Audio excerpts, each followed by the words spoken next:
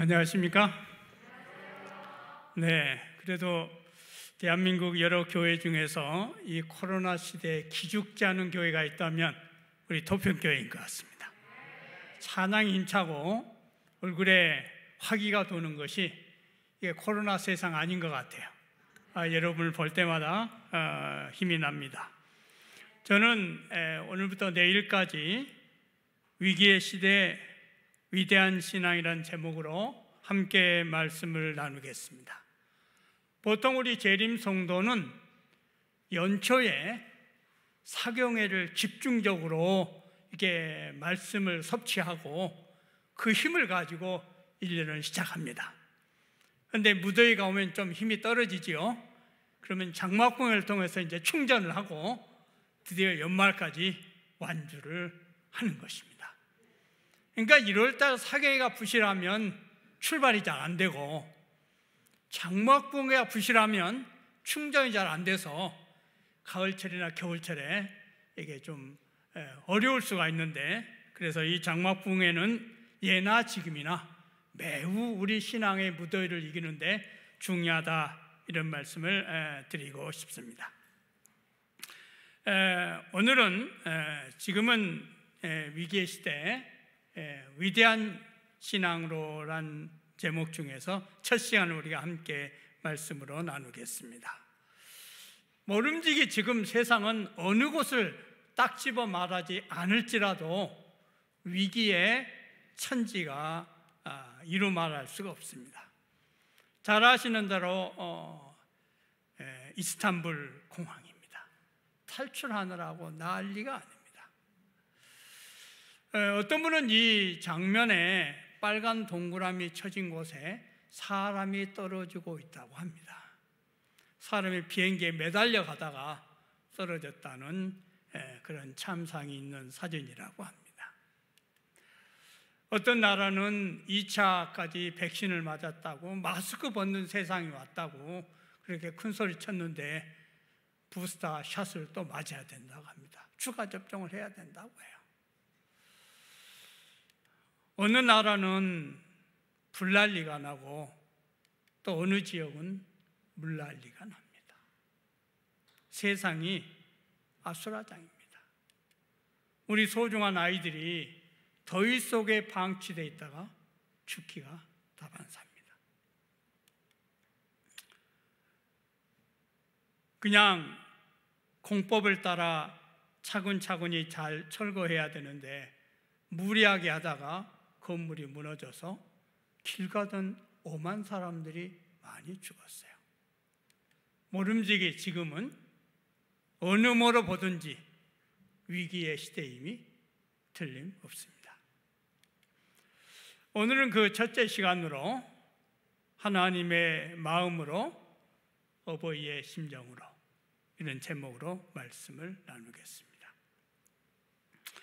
자상하신 우리 하늘 아버지께서는 이런 난리의 시대에 난리의 소문을 들을 때 당황하지 말고 두려워하지 마라, 이는 재난의 시작이라고 말하고 있습니다. 이렇게 어려운 시대가 되면 불법이 성하게 되고 많은 사람의 사랑이 식어지리라고 말씀하고 있습니다. 누가는 21장 26절에 사람들이 세상에 임할 일을 생각하고 무서워함으로 기절하리니 이는 하늘의 권능들이 흔들리겠음이라 기록했습니다.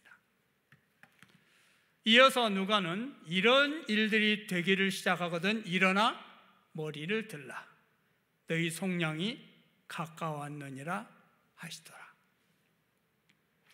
또한 너희가 이 시기를 알거니와 자다가 깰 때가 벌써 되었으니 이는 이제 우리의 구원이 처음 믿을 때보다 가까웠음이라고 사도 바울이 기록했습니다.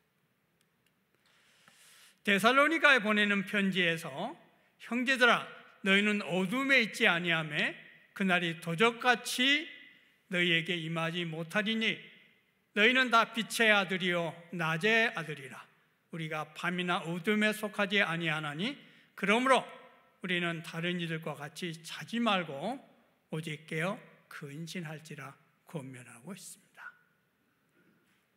이런 중차대한 시기에 저는 4번의 강의를 통해서 위기의 시대 위대한 신앙의 말씀을 나누고자 합니다.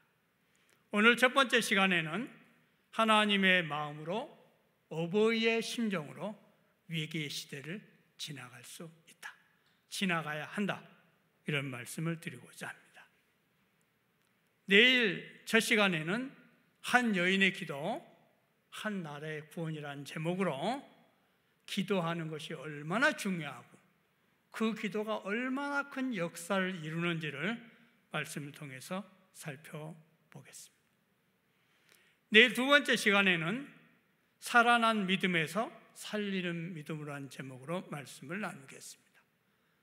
살아난 믿음이 아니면 다른 사람을 살릴 수가 없습니다. 우리가 살지 아니하면 다른 믿음을 깨울 수가 없습니다. 그렇기 때문에 우리가 사는 것이 제일 급선무가 되겠습니다. 내일 4번째 시간은 엄청난 위기, 더 엄청난 은혜, 이런 말씀으로 우리의 처한 현실이 어려울지라도 하나님의 은혜가 얼마나 더 어마어마할 수 있는지 우리가 말씀과 역사를 통해서 확인해 보도록 하겠습니다. 이것은 임진왜란 때 일본 왜군들이 한양을 향하여 진격한 3대 루트입니다. 역사 시간에 다 배우셨죠? 시험도 잘 보셨고요. 이렇게 하고 일본 왜군들이 이제 계획한 거는 육로로 가면 보급품 수송하는 거 어려우니까 군인들은 신속하게 육로로 진격을 하고 보급품은 해안으로, 서해안으로 딱 해가지고 인천 쪽으로 딱 이렇게 수송할 계획을 딱 세웠습니다. 그런데 그것이 여지없이 방해를 받게 되는데 그것은 이순신 장군 때문에 그렇습니다.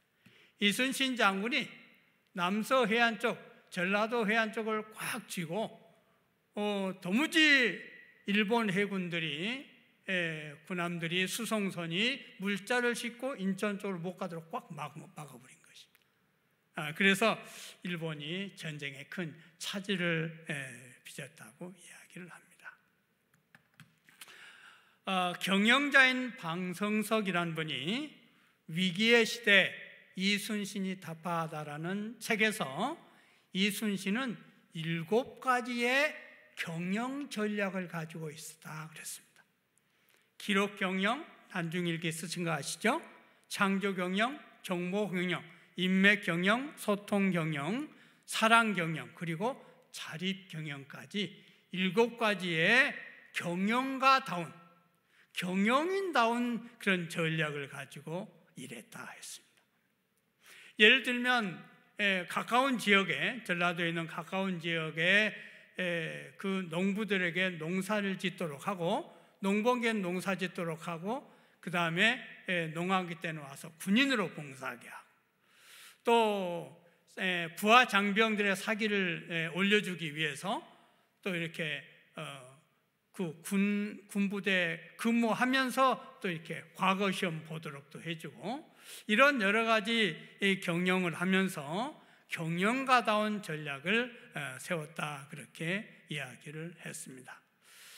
참으로 우리 이순신 장군은 그가 인맥이나 소통이나 사랑이나 자립이나 여러 가지 방법으로 경영가다운 모습으로 부대를 잘 지휘해서 성공적인 전략을 수립했다고 기록하고 있습니다.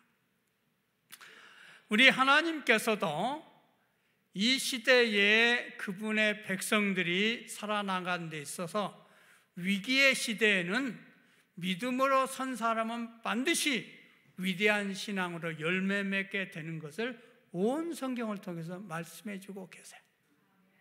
그런데 연약한 사람은, 믿음으로 서지 않은 사람은 작은 시험에도 넘어지지만, 믿음에 굳게 선 사람은 오히려 이 거센 풍랑 까닭에 더 빨리 갑니다는 참여가 있듯이 오히려 파도 타기 하듯이 신앙의 번성함을 이룩한 사람들이 많이 있습니다. 우리 하나님은 우리에게 아버지라고 어버이라고 많이 기록되어 있습니다. 주는 우리의 아버지시라. 하나님은 고아의 아버지시며 과부의 재판장이시라. 주는 나의 아버지시요 곧 만유의 아버지시라. 내 아버지시니 너희가 하나님이라 칭하는 그이시라. 우리는 주기도문의 첫머리에 무엇을 구하기 전에, 무엇을 회개하기 전에 하늘에 계신 우리 아버지하고 부릅니다. 이 세상에 우리가 아버지라고 부를 만한 분이 있다고 하는 것은 정말로 큰 행복입니다. 우리가 어른이 되면 언젠가 아버지가 없어지죠. 외롭고 힘들 때 부를 수 있는 아버지, 어머니가 안 계시죠.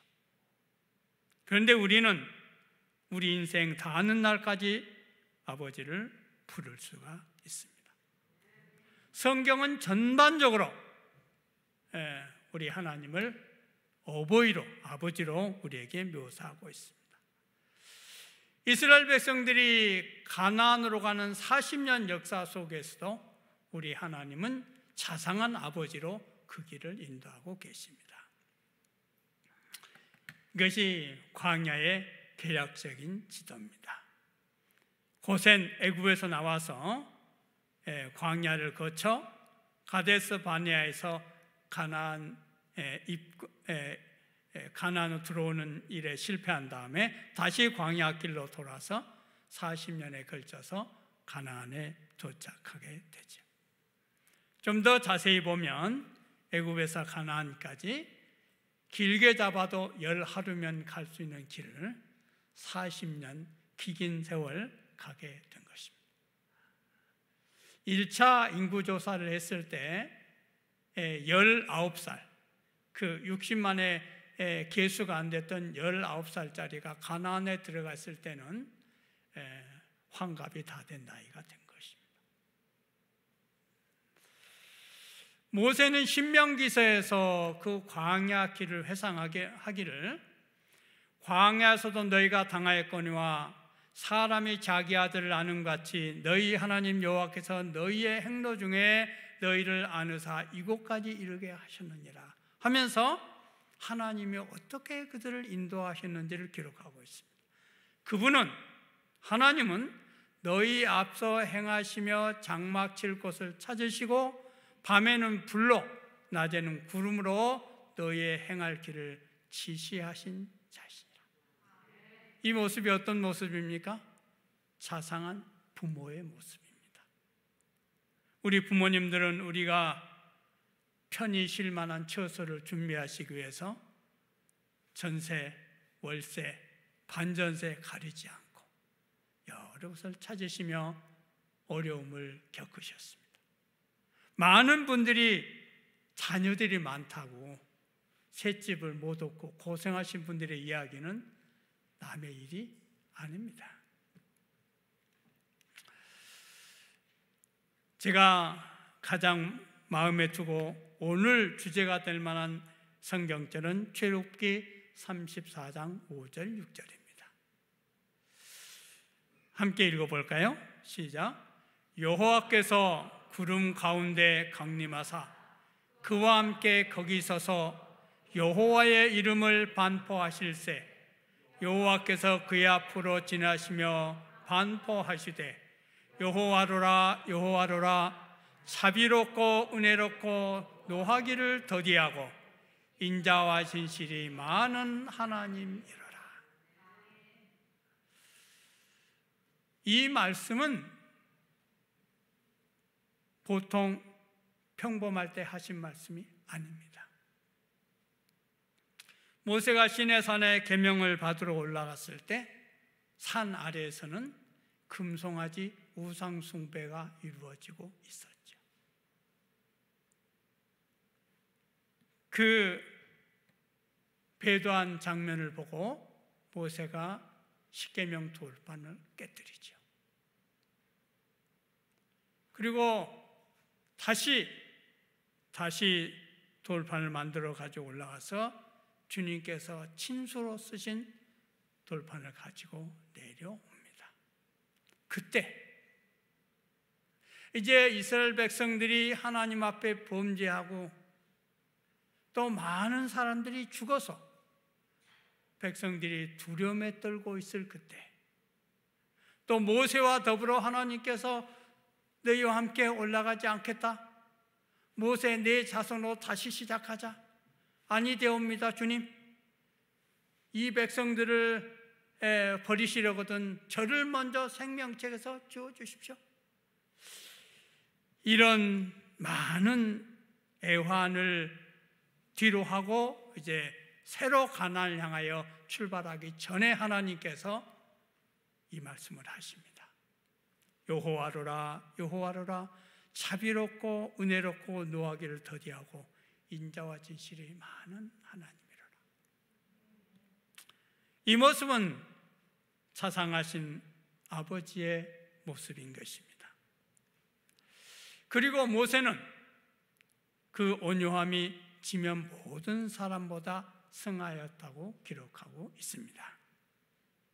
하나님의 모습을 닮은 것이죠. 여기서 온유함이라고 하는 단어는 순복하다, 또 지위가 낮다, 그런 말에서 나왔고요. 욥기서에는 빈궁한, 이사야서에서는 가난한, 잠언에서는 겸손한, 이런 뜻으로 번역이 된 단어입니다. 이런 말을 종합해 보면 이렇게 밑에서 섬기고 돌보는 그런 이미지의 뜻이 있습니다. 모세는 원래 그렇게 온유한 사람이 아니었어요.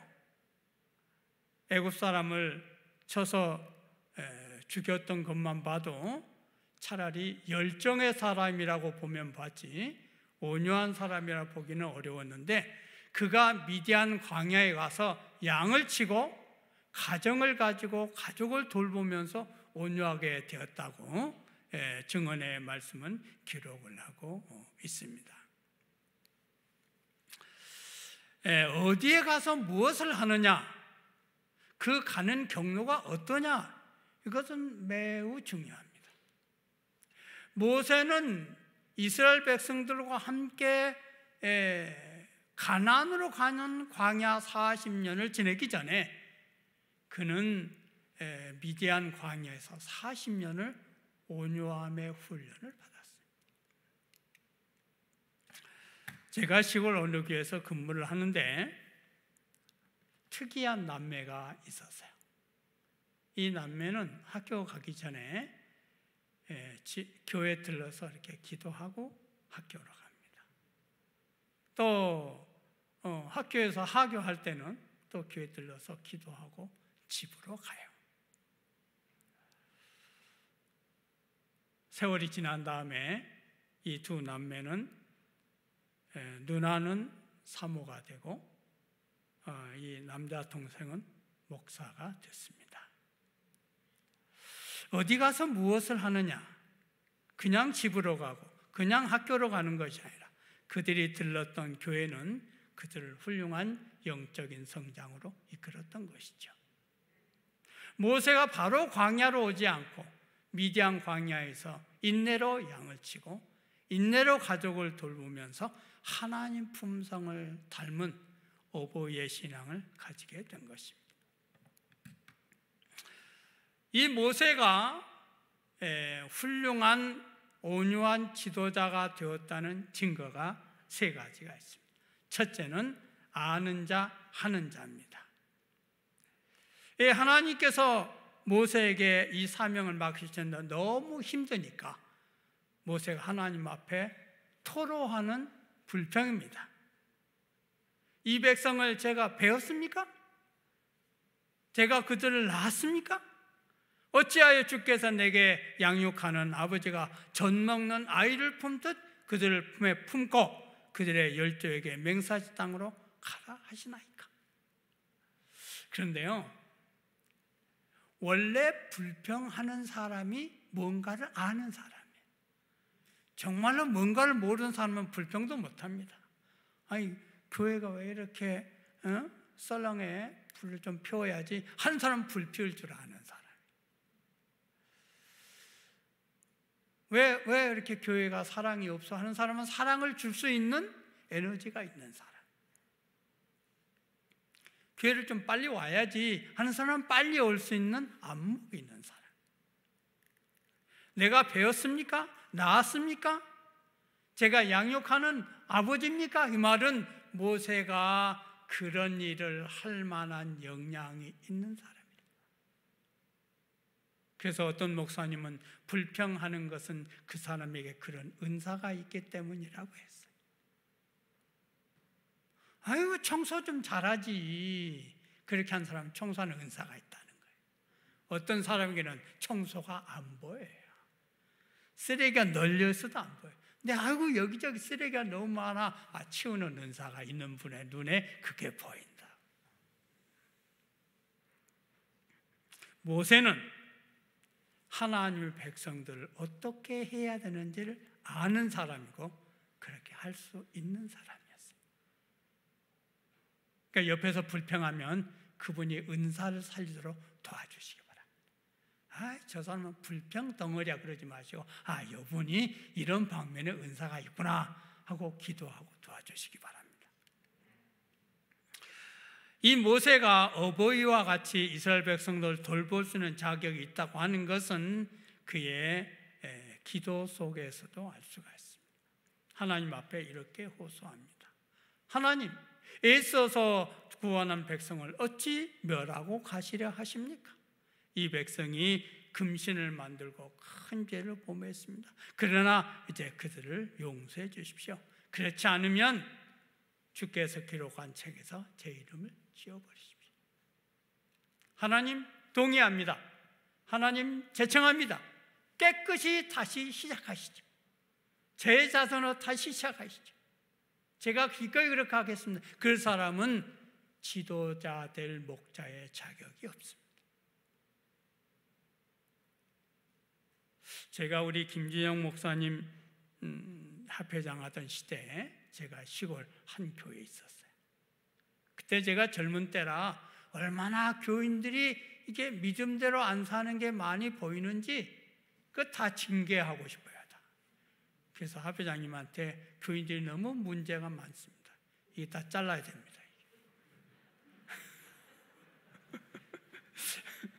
그랬더니 합회장님이 뭐라고 세게 얘기하기는 않으시고 교인이 몇 명이나 된다고.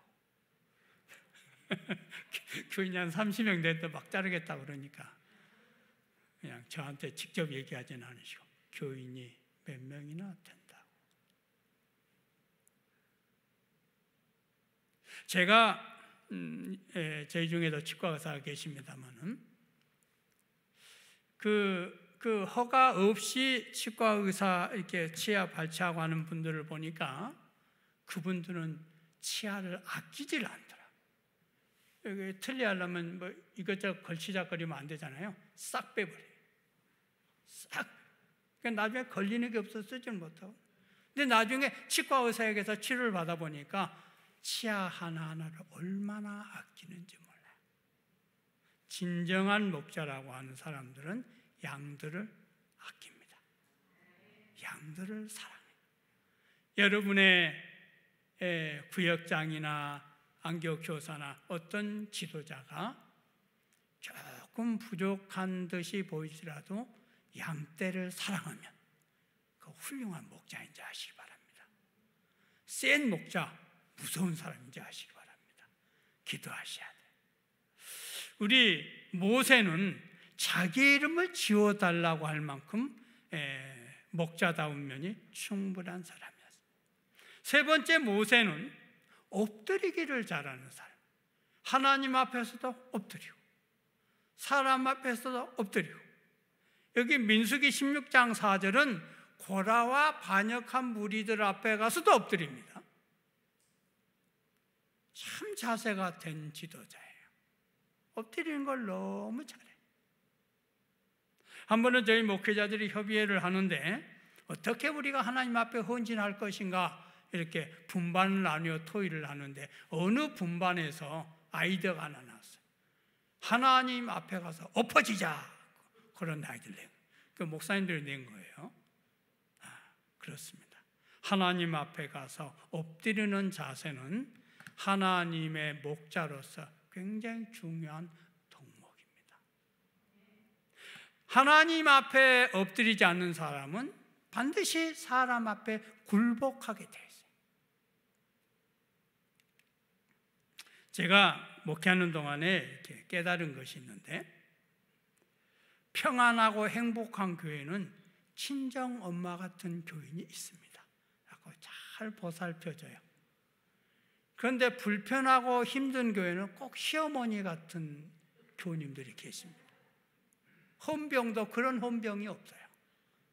이것저것을 다 간섭하시고 점검하시고 야단치시고. 우리 토평교회는 친정엄마 같은 분이 많으신가요? 네, 많이 계시더라고요.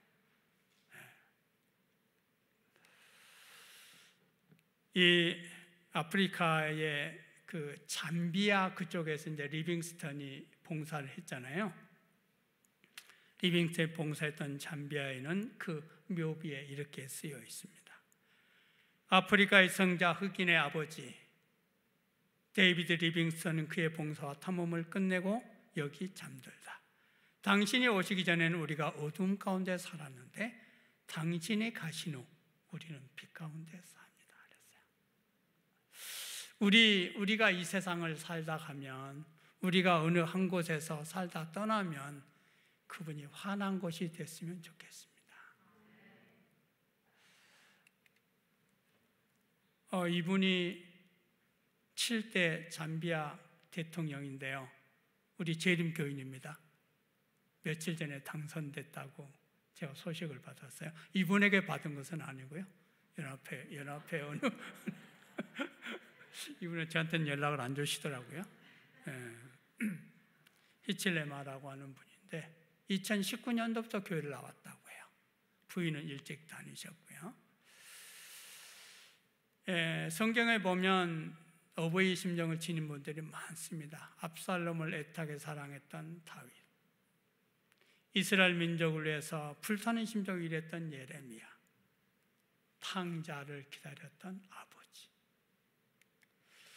그리고 도망다녔던 종 오네시모를 갇혀있는 동안에 낳았다고 구주인 빌레몬에게 받아달라고 형제라고 추천하는 사도 바울. 리스바는 죽은 왕 사울왕의 첩이었습니다. 그런데 자식이 죽게 되었을 때 그 새가 짐승이 먹지 못하도록 거의 6개월 동안을 천막을 치고서 짐승을 쫓습니다. 그 성경에 있는 내용을 보면 볼이 뵐 때부터 비가 올 때까지라고 했으니까 4월 달부터 거의 비가 안 오거든요. 그리고 다시 비가 오는 때는 11월 달이에요. 이 엄마는 6개월 동안 자기 아이의 시체에 새가 짐승이 와서 뜯어먹도록 그를 방지를 했습니다. 다윗이 감동받아서 매장해 주도록 명령을 내립니다.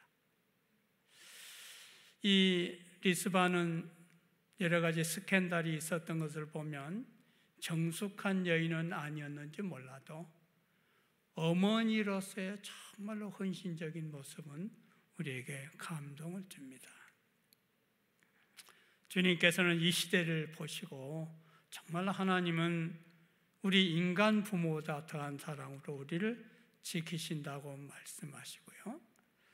우리가 땅끝까지 복음을 증거할 때 항상 우리가 너그러운 마음으로 이방 민족들에게 제사장 족속같이 살아야 된다고 말씀하세요.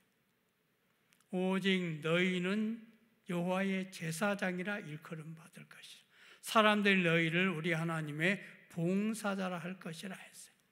하나님을 향하여서는 우리가 제사장이고 사람들을 향하여는 우리가 봉사자라고 하는 것입니다. 우리 주석에는 이렇게 이야기를 해서 이사야는 하나님의 모든 백성들이 이방인들을 참 하나님을 아는 지식으로 인도하는 사업에서, 위대한 사업에서 제사장 나라로서 봉사할 것을 예언한다고 이렇게 해석을 하고 있습니다.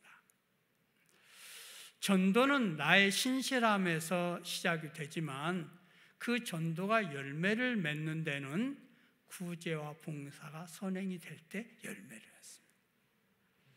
우리의 신앙을 보고 저 신앙을 받아들여야 되겠다 이야기하는 사람은 우리의 봉사가 뒷받침이 될 때 저 신앙은 참 신앙이구나 그렇게 이해를 하게 되지요. 저는 오늘 아주 찬양이 은혜가 있는 우리 전사님의 찬양과 함께 한 이야기를 나누고자 합니다. 광야를 지나며 우리 1절만 우리 전사님 음성으로 듣겠습니다. 제가 지난번에 책창을 할 때 감동을 받아가지고 제가 불러보려고 했더니 이거 보통 일이 아니더라고요. 그래서 빨리 포기하고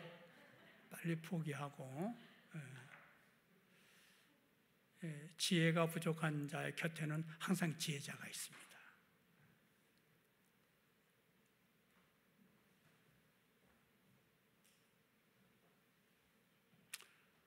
이 작곡가는 장진숙인데요. 대장금을 감독했던 감독님의 며느리입니다. 놀라운 그 결혼을 했어요.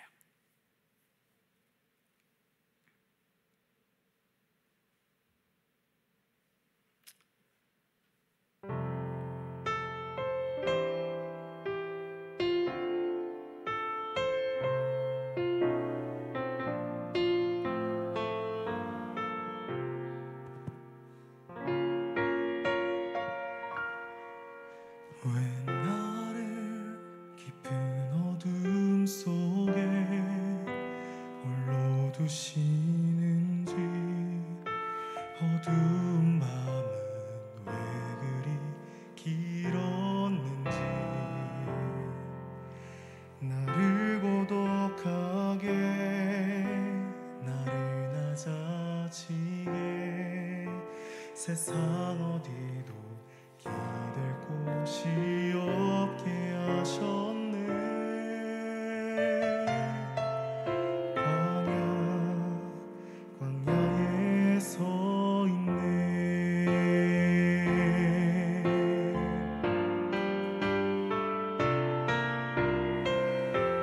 주님만 내 도움이 되시고 주님만 내 빛이 되시는 주님만 내 친구 되시는 광야 주님 손 놓고는 단 하루도 살 수 없는 곳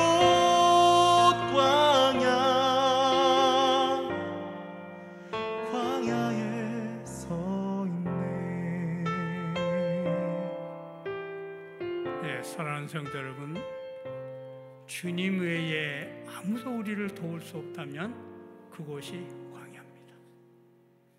정말로 주님 외에는 나에게 아무것도 없어. 아마 우리 박민열 목사님은 그 병실이 광야가 되겠습니다. 사업이 힘들어서 기도밖에 할 수 없다면 그곳이 우리의 광야가 되겠습니다.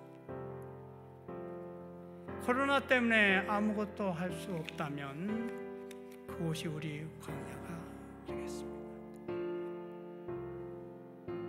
만일 우리의 광야에서 우리가 주님을 만날 수 있다면, 주님의 보호를 받을 수 있다면, 그리고 모세처럼 하나님의 은혜로 그의 사역을 할 수 있다면 우리는 광야가 우리 복받는 장소가 될 것이고, 우리는 또 다른 사람이 광야 같은 세상에 처했을 때 그들을 도울 수 있는 모세가 될 것입니다. 많은 사람들이 코로나 광야에서 우리의 도움의 손길을 기다리고 있습니다. 많은 사람들이 하나님 외에 아무도 없는 데서 광야의 믿음을 경험하고 위대한 신앙으로 도약합니다.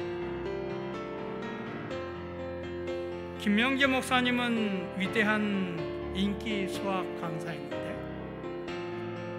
자기가 아무리 강의를 잘해도 애들이 변화가 안 되고, 목사님은 성경절 하나만 읽어도 애들이 팍팍 넘어지니까